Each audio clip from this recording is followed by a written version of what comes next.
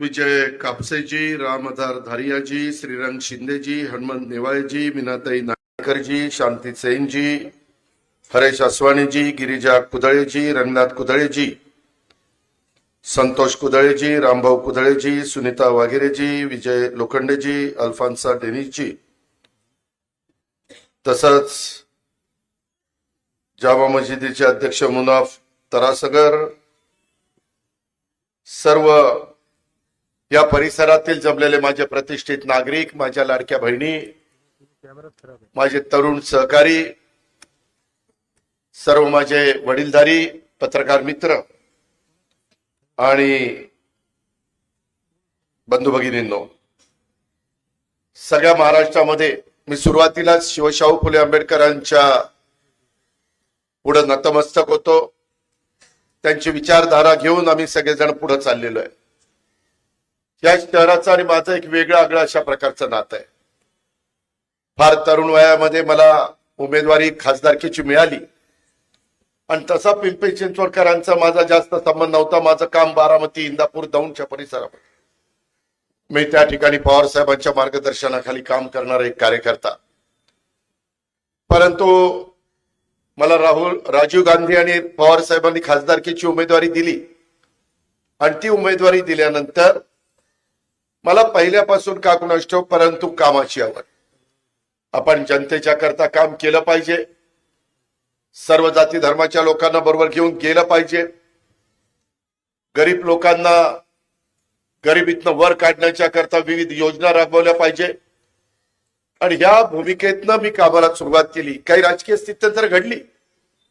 जुन्या लोकांना आठवत असेल की त्यावेळेस अचानक पवार साहेबांना इथलं मुख्यमंत्री पद सोडून दिल्लीला जावं लागलं, संरक्षण मंत्रीपद घ्यावं लागलं. देशाच्या संरक्षणाची जबाबदारी त्यांनी स्वीकारली आणि मग मला पी.व्ही. नरसिंहराव त्यावेळेसचे पंतप्रधान म्हणले की अजित, तू आता राजीनामा दे. 6 महिन्यांनी मला राजीनामा द्यायला सांगितला. मी साहेबांच्या जागी आलो. साहेब लोकसभेला गेले. पण तेव्हा मी मनात आणलं की आपला जास्त संबंध नाही. इथल्या वेगवेगळ्या जाती धर्माचे अनेक लोक एक मिनी भारत म्हणून या पिंपरी चिंचवडकडे बघितलं जातं. कष्टकऱ्यांची नगरी, उद्योग नगरी, औद्योगिक नगरी. खूप जण इथं नोकरीच्या निमित्तानं आलेले आणि मग आपण तिथं काम केलं पाहिजे. लोकांनी आपल्याला 5 वर्ष निवडून दिलेलं आहे आणि मग जरी आपल्याला राजीनामा द्यावा लागलेला असला तरी आपण मात्र 5 वर्ष त्यांचं बांधील राहिलं पाहिजे. त्याच्यातूनच 92च्या लगेच निवडणुका आल्या स्थानिक स्वराज्य संस्थांच्या. इथं अनेक माजी नगरसेवक, नगरसेविका बसलेले. मी त्यावेळेस तरुण होतो, त्यावेळेस त्यांच्याबरोबर मला कामाची संधी मिळाली. त्यांनी पण अतिशय जोमाने काम केलं. म्हणजे निवडणुका असल्यानंतर लाऊडस्पीकर आणि रिक्षा ज्यावेळेस फिरायची त्यावेळेस अल्फान्सा डेनिसचा जो आवाज, तो आज देखील मला आठवतो. त्याच्यामध्ये शमीम पठाणांचा आवाज मला आठवतोय. शांती सेन त्या देखील अतिशय जोरात त्या ठिकाणी काम करायचे. अशा कितीतरी माझ्या माय माऊलींचे मला आठवणी आल्याशिवाय राहत नाही. काळ वेळ कुणाकरता थांबत नसतो, बदल होत असतो. आता नवी पिढी पुढे आलेली आणि तेव्हापासून 92च्या निवडणुकीत मी भाग घेतला. आपल्या विचाराचे लोक निवडून आणले. आशिया खंडातली सगळ्यात श्रीमंत महानगरपालिका. मी विचार करायचो की ह्याच्यात नुसती श्रीमंत महानगरपालिका म्हणून चालणार नाही, तर आपल्याला इथं मोठ्या प्रमाणावर हे शहर देश पातळीवर एक उत्तम शहर म्हणून ह्याची ओळख झाली पाहिजे. आणि त्या पद्धतीनं मी या सगळ्यांना विश्वासात घेतलं. माझी एक पिंपरीकरांनो कामाची पद्धत आहे. मी माझ्या जोडीला चांगले अधिकारी घेतो. मी दिलीप बंडला आणलं, मी श्रीकर परदेशीला आणलं, मी आशिष शर्माला आणलं, राजेश पाटलांना आणलं. त्याच्या आधी श्रीनिवास पाटील पण आपल्याकडे होते. अनेक चांगली चांगली माणसं समाजामध्ये काम करणारी, प्रशासनामध्ये काम करणारी ती आणली आणि ते आणि मी बसून ठरवायचो की आपण काय केलं पाहिजे. पुणे मुंबई रस्ता किती अरुंद होता, प्रचंड मोठा करून टाकला. रुंदीकरण करावं लागलं, काळाची गरज होती. सबवे करावे लागले, डबल त्या ठिकाणी ब्रिजेस करावे लागले. त्याच्यामध्ये वेगवेगळ्या पद्धतीनं उड्डाणपूल करावे लागले. ते केल्याशिवाय खऱ्या अर्थाने आपल्या शहराकडं लोक कामाला यायचे आणि राहायला मात्र पुण्यामध्ये जायचे. बसेसच्या बसेस जात होत्या. मी असं मनात आणलं की असं आपलं पिंपरी चिंचवड निर्माण करायचं की लोकांनी काम पण इथंच केलं पाहिजे, राहिलं पण इथंच पाहिजे, मुलं पण इथंच शिकवली पाहिजे आणि इथंच त्या ठिकाणी त्यांना समाधान वाटलं पाहिजे. माय माऊलींनो, लाडक्या बहिणींनो, बांधवांनो, त्याच्यामध्ये मग क्रीडांगण म्हणू नका. आता त्याच्यामध्ये संदीपनं सांगितलं त्या पद्धतीनं वेगवेगळ्या प्रकारचे पाण्याचा प्रश्न सोडवण्याच्या करता पावण्याचं पाणी कमी पडायला लागलं. लोकसंख्या वाढली. लोकसंख्या वाढल्यानंतर भावास्क्याचं पाणी आणलं. आम्ही काही सारखं त्या बाबतीमध्ये रोजचे रोज त्या गोष्टी विचारायचं कारण नव्हतं. आणि ह्या सगळ्या गोष्टी करत करत करत मित्रांनो आज आपण इथपर्यंत पोहोचलो. मधल्या काळामध्ये योगेश बन आपला महापौर असताना देशामध्ये मनमोहन सिंगांच्या वेळेस बेस्ट सिटी म्हणून तुमच्या माझ्या पिंपरी चिंचवडला पहिलं पारितोषिक मिळालं.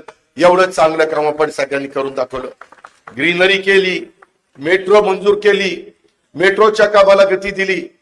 अशा अनेक गोष्टी करत असताना 2017 पर्यंत ही सगळी लोक माझ्या नेतृत्वाखाली काम करत होते.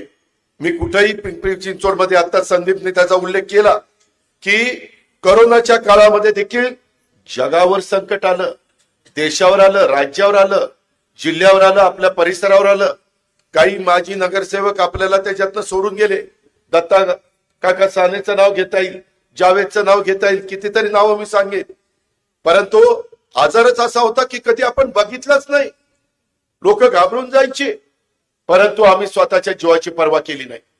व्हेंटिलेटर पाहिजे, त्याच्यामध्ये जम्बो हॉस्पिटल पाहिजे, अँब्युलन्स पाहिजे, व्हॅक्सिन पाहिजे, रेमडेसिवीर इंजेक्शन पाहिजे, जे जे काही लागेल त्यावेळेस मंत्रालयात 8 वाजल्यापासून बसायचो आणि दर आठवड्याला पिंपरी चिंचवड पुण्याच्या परिसरात यायचो आणि सगळे प्रश्न सोडवायचो. ती माझी बांधिलकी होती. माझी जन्मभूमी जरी बारामती असली तर कर्मभूमी माझी पिंपरी चिंचवड आहे हे मी आयुष्यात विसरू शकत नाही. आणि त्यामुळं मला एक आपलेपणा आहे, जिव्हाळा आहे, आपुलकी आहे, प्रेम आहे. आणि कुठल्याही नवीन गोष्ट आली तर मी त्या वेगवेगळ्या शिक्षण संस्थावाल्यांना म्हणतो की चला पिंपरी चिंचवड मध्ये चला, इथं आम्ही तुम्हाला जागा देतो, प्राधिकरणात जागा देतो. या पद्धतीनं आपण सगळेजण पुढे चाललो होतो. कुठंही चुकीचा आम्ही होऊन देत नव्हतो, पारदर्शक कारभार करत होतो. संदीपनं सांगितलं तसं अनेकांना वेगवेगळी पदं दिली. शेवटी पदं देण्याचं काम आपल्या हातात असतं. शेवटी माणसांना माणुसकी ठेवायची का विसरायचं ते ज्याच्या त्याच्या हातात असतं. त्या खोलात मी जास्त जात नाही. असे कितीतरी येतात, कितीतरी जातात, मला काही फरक पडत नाही. जोपर्यंत माय माऊलींनो, लाडक्या बहिणींनो, तुम्ही माझ्या बरोबर आहात, तुम्ही सगळे माझ्या बरोबर आहात, तोपर्यंत मला कुणाच्या बाला घाबरायचं काय कारण नाही. आणि माझं काम बोलतं. मी थोडासा कडक आहे. मी सकाळी 6ला उठून पिंपरी चिंचवड मध्ये काही कामाला व्हिजिट करायचो. मला उगीच दुसऱ्यांना तुम्हाला त्रास नको. उद्याच्याला 10च्या वाजता आलो तर गर्दी जास्त होती आणि मग त्यांना त्रास होतो, म्हणून मी सकाळी लवकर उठून कामाला लागतो. ही माझी सवय मला लागलेली आहे.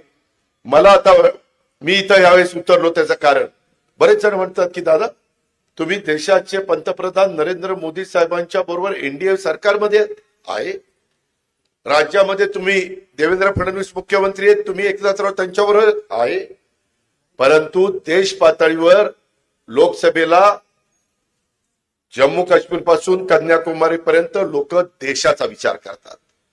आज त्यांच्या हातात देश सुरक्षित आहे, देशाचं काम चाललेलं आहे. लोकप्रिय पंतप्रधान म्हणून आपण त्यांच्याकडे बघतो. राज्याचं काम देवेंद्रजींच्या नेतृत्वाखाली चाललेलं आहे. आम्ही सगळा सपोर्ट करतो. तिथेही काही आम्ही अडचण येऊन देत नाही. परंतु स्थानिक स्वराज्य संस्था, तुम्हाला आठवत असेल या 92 ते 2017 काळामध्ये अनेक वर्ष काँग्रेसचं सरकार केंद्रात होतं, राज्यात होतं, परंतु इथं मी काँग्रेसच्या विरोधात लढायचो. त्याच्यामुळं आज देखील मला इथलं नेतृत्व जे काम करत होतं, इथला जो कारभारी होता, ज्याच्या हातात 2017 ते आतापर्यंत कारभार होता, काय कारभार झाला? आशिया खंडामध्ये श्रीमंत असणारी महानगरपालिका आज कर्जबाजारी झालेली आहे. याला जबाबदार कोण? मी विकास करत असताना पिंपरी चिंचवडकरांनो, पिंपरीकरांनो विकास केला पण कर्ज काढलं नाही. मला आठवते एकदा आशिष शर्मा मला म्हणत होते की दादा काहीतरी करावं लागेल. म्हणलं अजिबात नाही. आपण काही कठोर निर्णय घेऊ, त्याच्यामध्ये काटकसर काही बाबतीत करू, परंतु कुठल्याही परिस्थितीमध्ये कर्ज काढायचं नाही, हे आम्हाला शोभणार नाही. आता मात्र आपल्या ठेवी मोडण्याचं काम चाललंय. ठेवी वाढायला पाहिजे होत्या त्या कमी होत चाललेल्या आहेत. आपल्याकडं काही हजार कोटी, तुम्हाला आश्चर्य वाटेल, चिंचवडमध्ये 15-16ला 4,844 कोटी ठेवी होत्या. त्या वाढत वाढत वाढत आतापर्यंत 10,000 कोटीला जायला पाहिजे होत्या. त्या तर गेल्याच नाही. आता ठेवी फक्त 2,132 कोटी आहे. काय केलं? कोण जबाबदार आहे? मी माहिती काढली. जवळपास 2017 पासून आतापर्यंत विचार केला तर आमचं इथली महानगरपालिकेची सूत्र आम्ही सोडल्यावर आतापर्यंत 60,000 कोटी रुपये पिंपरी चिंचवड महानगरपालिकेने अर्थसंकल्पामध्ये मांडले. 30 ते 32% आस्थापनाचा खर्च धरा, तो कमी केला तरी देखील 40,000 कोटीची कामं कुठं झाली? त्याचं उत्तर यांनी द्यायला नको? तो विचारण्याचा आम्हाला अधिकार नाहीये.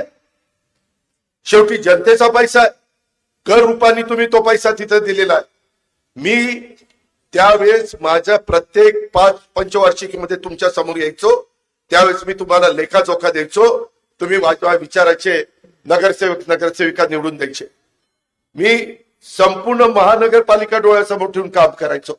ऍटो क्लस्टर असेल, सायन्स पार्क असेल. मला मध्ये लक्षात आलं की आपली अण्णासाहेब मगरांनी, रामकृष्ण मोरेंनी बांधलेली जी काही इमारत आहे ती कमी पडायला लागली. त्यावेळेसची लोकसंख्या, आताची लोकसंख्या, त्यावेळेस एक मतदारसंघ होता हवेली त्याच्यामध्ये, परंतु आता 3 मतदारसंघ झाले. बंधू भगिनींनो, उद्याच्याला कमीत कमी 4 तर होणारच आहे, पण कदाचित 5 पण मतदारसंघ होतील. चिंचवड झालाय 6 लाखाचा, भोसरी झालाय 6 लाखाचा. ही अवस्था आहे. लोकसंख्येला आपण थांबवू शकत नाही. देशात कुठल्याही भागातल्या कुठल्याही व्यक्तीला कुठेही जाऊन व्यवसाय करण्याचा अधिकार आहे, कामधंदा करण्याचा अधिकार आहे, नोकरी करण्याचा अधिकार आहे. तोही घटनेने दिलेला आहे, संविधानाने दिलेला आहे. घटनेची शिफारस डॉक्टर बाबासाहेब आंबेडकरांनी दिलेला आहे. आणि असं असल्यामुळं आपल्याला आहे त्याच्यात कसं वाढवता येईल. नवी गावं आली, शास्तीकर आला, तो त्या ठिकाणी माफ करून घेतला. रिंग रोडची कामं सुरू केली. जे माझ्या हातात होतं ते सगळं करण्याचा प्रयत्न केला. परंतु महानगरपालिकेमध्ये 1992 ते 2017 का कामं झाली? मला वेगवेगळ्यांना पद देता यायची. मी त्यांना सांगायचो की माझं आता बोलणं झालंय, हा ठराव तुम्ही मला करून द्या. ते ठराव करून द्यायचे. आता देखील मी आपल्या सगळ्यांच्या समोर निकिता कदमला किंवा संदीप वागिरेला किंवा प्रियंका कुदळेला किंवा डब्बू आसवाणीला मत मागायला का आलो? त्याचं कारण असं आहे की उद्याच्याला पिंपरी चिंचवड महानगरपालिकेमध्ये काही झालं तरी मला विश्वास आहे, मी कामाचा माणूस आहे. तुम्ही बघा की ही सगळ्यांना निवडून दिलं तर अजित पवार नेतृत्व करणारे, दुसऱ्यांना निवडून दिलं तर ज्याची मी त्याला नगरसेवक केलेलं होतं, त्याच्यानंतरच्या काळात स्टँडिंग कमिटी त्याला दिली. का दिली? तर विलास लांडेंना आमदारकीला तिथं त्रास होऊ नये म्हणून दिली. ह्या पट्ट्यानी त्या स्टँडिंग कमिटीमध्येच काय करायचं ते केलं आणि तेच विलासच्या विरोधामध्ये पट्ट्यात निवडून आला. काय करायचं? आज काय प्रॉपर्टी झाली त्याचा विचार करा. कुठनं आला पैसा? अरे तुम्ही देखील इतके वर्ष काम करतात, तुमची काय परिस्थिती आहे? आज दादागिरी कुणाची चालली? रिंग कुणाची चालली? भ्रष्टाचार कुणाचा चाललाय? शरीरावर अंकुश कुणाचा आहे? वरच्या लोकांना तेवढा वेळ नाहीये. हे खालचे कामं करण्याच्या करता त्यांना बाकीचाच व्याप जास्त आहे. त्याच्यामुळं मी आज तुमचा पालकमंत्री आहे. मी आपल्याला विश्वास देतो.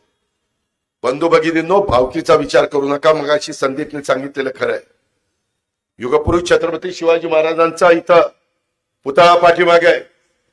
शिवाजी महाराजांनी हिंदवी स्वराज्याची स्थापना करत असताना 18 पगड जाती 12 बलुतेदारांना बरोबर घेतलं. आज इथं ओबीसी बसलेली आहे. आज इथं माझी मागासवर्गीय भगिनी बसलेली आहे. आज तिथं मराठा समाजाचा संदीप बसलेला आहे आणि तिथं डब्बू आसवाणी बसलेला आहे. वेगवेगळ्या जाती धर्माची आहे. हा मिनी भारत आहे, ही गोष्ट लक्षात ठेवा. आम्हाला शेवटी सगळ्यांना, आपल्या पण इथं किती लोक राहतात, सिंधी लोक राहतात, सगळे आपण गुड्या गोविंदाने राहतो. आपल्याला कायदा सुव्यवस्था इथं चांगली ठेवायची आहे, इथं कुणाची दहशत चालून द्यायची नाही. काही काही ठिकाणी अलीकडे कोयता घ्या, अरे कशाची कोयता घ्या, कुणी यांना कोयते दिले, कुणी यांना मारायला सांगितलंय. काही ठिकाणी पोरं उठतात आणि हे सकाळी कुठेतरी रात्री सगळ्यांच्या गाड्याच फोडून टाकतात. अरे बाबा, ज्याची गाडी फुटली त्याच्या आई बापांनी काय कष्ट केले त्याचं त्याला माहिती, आणि तू खुशाल गाड्या फोडतो. कधी कधी कुणाला त्या गाड्या जाळून पण टाकतात. ही कुठली पद्धत? कायदा शेवटी सगळ्यांना सारखा पाहिजे. तुम्ही बघा, 25 वर्ष मी तुमचं नेतृत्व केलं, मी कधी इथं जातीय दंगली होऊन दिल्या नाही. नेतृत्व करत असताना, पद देत असताना वेगवेगळ्या समाजाला आम्ही प्रतिनिधित्व दिलं. साधं पानपट्टीचं दुकान असणारा अण्णा बनसोडे आज विधानसभेचा उपाध्यक्ष म्हणून मंत्रिपदाचा दर्जा दिला ना. कविचंद भाट आज आपल्यात हयात नाही, भाट समाजाचा माणूस महापौर केला ना. किती मी उदाहरणं देतो तुम्हाला. आदिवासी समाजाच्या भगिनींना पण आम्ही महापौर करून दाखवलं. नुसतं भाषणात सांगायला नाही, आम्ही शिवशाहू फुले आंबेडकरांच्या विचारधारेने चाललो. अरे कृती करावी लागती, आणि ती आम्ही केलेली आहे. आम्ही कधी दुजाभाव केला नाही, जातीचा पातीचा नात्याचा गोत्याचा विचार केला नाही, समाजाचा विचार केला.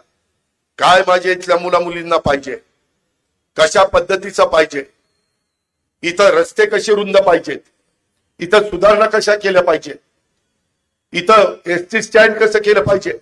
अहो, आपल्याकडे एसटी स्टँड नव्हतं, नंतर तिथं संत तुकाराम नगरच्या परिसरामध्ये जागा घेतली आणि ती जागा देऊन तिथं बस स्थानक केलं. इतके दिवस गेस्ट हाऊस नव्हतं, प्रत्येक शहरामध्ये सर्किट हाऊस आहे. एक दिवस मी म्हणलं, रे मी कधी विचारच केला नाही. आल्यानंतर कुणाच्या कार्यकर्त्याच्या घरी जायचं किंवा कॉर्पोरेशनला बसायचं किंवा प्राधिकरणात बसायचं. आता त्याच्या गेस्ट हाऊसचं काम सर्किट हाऊसचं चाललेलं आहे. अरे उद्या अजित पवारच्या ओळखी आहेत, परंतु कुणी दुसरा पाहुणा रावळा आला त्यांनी बसायचं कुठं? ह्या परिस्थितीमध्ये हे आपली सगळी कामं करतो. मध्ये प्राधिकरण होतं, प्राधिकरण नंतर कमी केलं, पीएमआरडी केलं, बाकी सगळा भाग कॉर्पोरेशनला त्या ठिकाणी जोडून टाकला. मित्रांनो, अलीकडच्या काळामध्ये काही काही भागामध्ये तुम्ही नीट विचार करा, काही काहींची घरदार तोडून टाकली.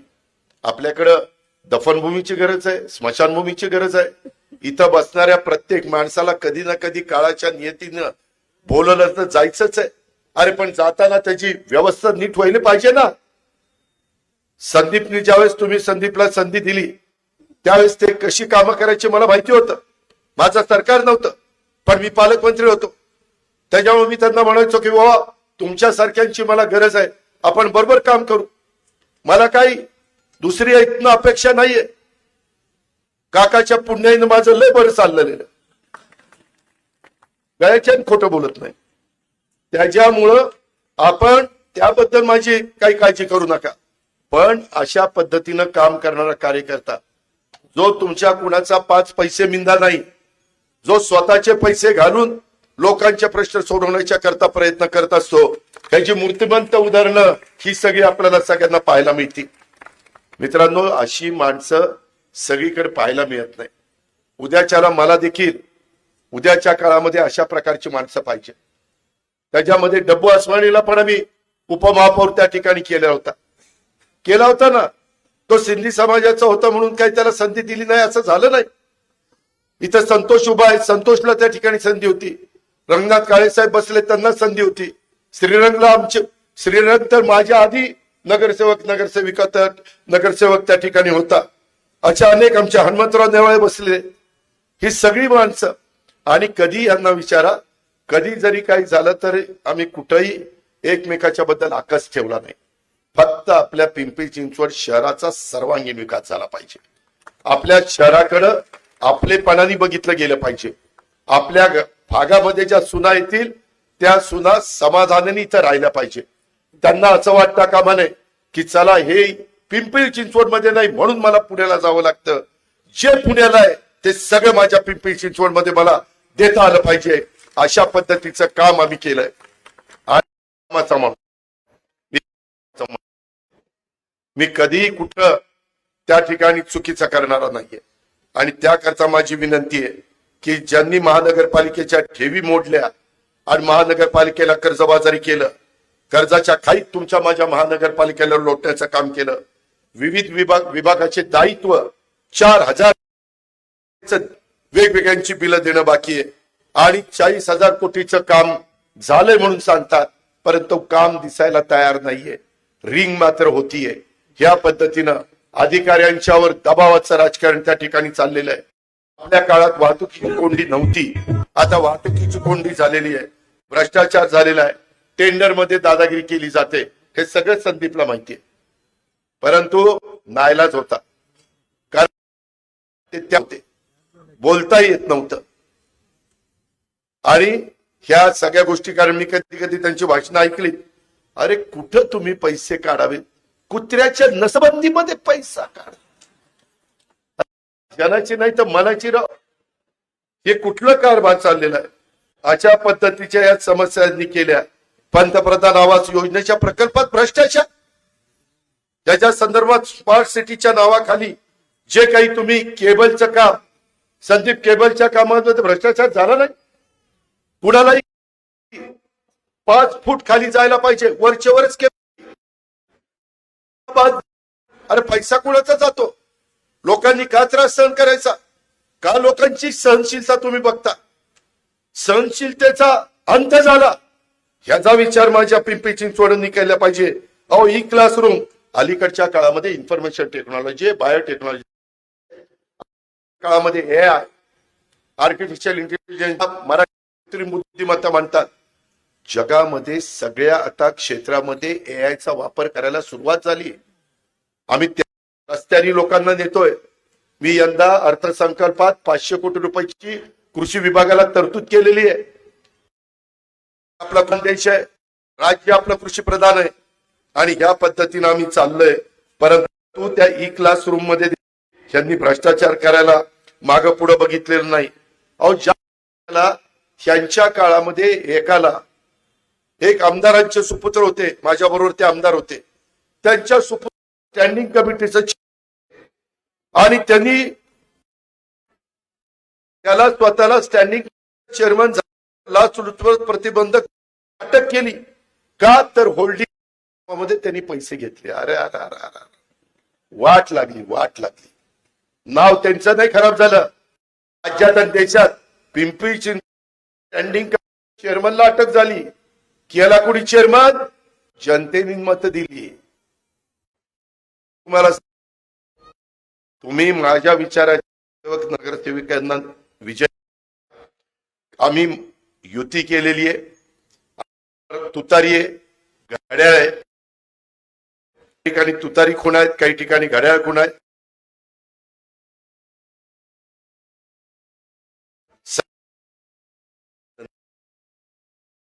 संदीपला मत पडती तेवढी गळतायला पडली आणि तेवढीच निकिताला पडली. तर मी मनात म्हणतो ह्याला डब्बू डब्बू का म्हणतात, काय नाव, पण आता डब्बू तर डब्बू, तर डब्बूला डब्बू झाला तरी आमचा डब्बूच आहे. मित्रांनो गमतीचा भाग जाऊ द्या, परंतु एकंदरीत हे रस्ते खोदाईमध्ये, स्मार्ट सिटीमध्ये उद्योगनगरी म्हणून ओळखलं जाणारं शहर, परंतु गेल्या कित्येक वर्षात इथं गॅस पाईपलाईन, इंटरनेट केबल, सांडपाणी वाहिन्या, आता मगाशी सांगितलं, अहो आपल्या इथनं पवना नदी जाते, काय त्या नदीची अवस्था आहे, कोण राडा रोड टपतय, कुणी बघत नाही, कचरा कुठं पडतोय, कुठं झाडं मोडतायत, कुठं काय. मी खोटं नाही सांगत, ह्यांना विचारा बऱ्याच जणांना. मी सकाळी 6ला इकडे यायचो ना, मला जर झाड डिवायडरचं वाढलेलं दिसलं तरी ते साळुंखे म्हणून तो आपला वन गार्डनचा इन्चार्ज होता, त्याला लगेच फोन लावायचं, ए शाण्या तिथं झाड वाढले ना, पाणी घाल ना. इतकं बारकाईने आम्ही लक्ष ठेवायचो. शेवटी आपलं ते आपलं असतं. आज कुणी काही बघत नाही, कुठं दगड पडली, कुठं घाण पडली, कुठं काय पडलंय, काही कुणाला घेणं देणं नाहीये. कारण तिथं काम ज्यांच्यावर जबाबदारी आहे त्यांचा एकमेव उद्देश फक्त कसं आपल्याला खेचता येईल, कसं आपल्याला ओढता येईल. ह्या पद्धतीनं इथं खोदाई माफिया देखील या ठिकाणी झालेली आहे. या गोष्टीचा विचार देखील आपण सगळ्यांनी केला पाहिजे. प्रारूप विकास आराखडा ह्याच्याही बद्दल मोठ्या प्रमाणावर नागरिकांच्या मध्ये नाराजी आहे. तुम्हाला माहिती नाही, मी माहिती घेतली. माझ्या पिंपरी चिंचवड महानगरपालिकेमध्ये प्रारूप विकास आराखडा करण्याच्या करता 50,000 पेक्षा जास्त हरकती दाखल झाल्या. किती? 50,000. आता कुठंतरी डीपी चुकलाय, ह्याचाही विचार आपण केला पाहिजे. कत्तलखाना लागतो, केलाय कुठं? आळंदीच्या जवळ कत्तलखाना. त्यांना कळत नाही. अरे जिथं माऊलींनी त्या ठिकाणी ज्ञानेश्वरी लिहिली, एवढा मोठा इतिहास वारकरी संप्रदायाचा आपल्याकडे, देहू आपल्या जवळ आहे, संत तुकाराम महाराजांचा, अशा साधू संतांची भूमी असणारा आपला परिसर, आणि तिथं तुम्ही कत्तलखान्याच्या बद्दलची व्यवस्था करता, प्रस्ताव करता, अतिशय चुकीचं चाललेलं आहे. मित्रांनो, शेवटी शहरामध्ये भाजी मंडई असली पाहिजे, उद्यानं असली पाहिजे, क्रीडांगण असली पाहिजे, दफन स्मशान भूमी असली पाहिजे. ह्या सगळ्या गोष्टी काळाची गरज आहे. ज्येष्ठ नागरिक आहेत, त्यांना तिथं व्यवस्था असली पाहिजे. मुलं खेळतात, त्यांना खेळणी असली पाहिजे. ह्या पद्धतीनं सगळ्या गोष्टी कराव्या लागतात, परंतु तशा पद्धतीनं होताना दिसत नाही. आणि आपल्या पिंपरी चिंचवडला एक वेगळा प्रकारचा इतिहास आहे. वीर चाफेकर बंधू यांचं स्मारक आपल्या इथं पिंपरी चिंचवड मध्ये त्या ठिकाणी आहे, परंतु ह्याच्यामध्ये अनेक चुकीच्या बाबी त्या ठिकाणी चाललेल्या आहेत. आणि त्या कुठेतरी बंद करण्याच्या करता कुठेतरी शिस्त माझ्या परिसरामध्ये आणण्याच्या करता माझ्या लाडक्या बहिणींना हात जोडून विनंती आहे की कुठेही भावनिक होऊ नका. हा मुद्दा नाही. त्याच्या संदर्भामध्ये बऱ्याच गोष्टी पोटतिडकीनं केलेला असल्यामुळे बोलून दाखवल्या. डब्बू जरी विरोधी पक्षात होता, तो पण काम करण्याचा प्रयत्न करत होता. हे सगळे मदत करत होते. निकिता असेल, बाकीचे माझे सहकारी असतील, ह्याचाही विचार त्या ठिकाणी करा. संदीपने सांगितलं,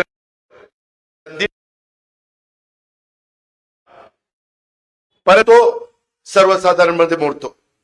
आणि आमची त्या ठिकाणी प्रियंका कुदळे ओबीसी मध्ये मोडती, परंतु सर्वसाधारण मध्ये उभा. फिटामपाट आहे. तुम्ही काय काळजी करू नका. इथं जागा किती होत्या? अनुसूचित जाती जमातीला 1 होती, आम्ही दिली. जागा किती होत्या? सर्वसाधारणच्या 2 होत्या, आम्ही 2 सर्वसाधारण दिले. जागा कुठे होती? 1 ओबीसींच्या करता होती, ती आम्ही ओबीसींच्या करता दिलेली. त्यामुळं काही वेळेस आता काही जण फार रंग बदलून झाले. आमच्या संदीप वाघेरे यांच्या भाषेमध्ये सरण्यासारखे रंग बदलले असा त्यांनी उल्लेख केला. आता कुणाकुणाचे पाय धरतील माझी शेवटची निवडणूक. मी तुम्हाला सांगतो, तिथं खोटं नाही सांगत.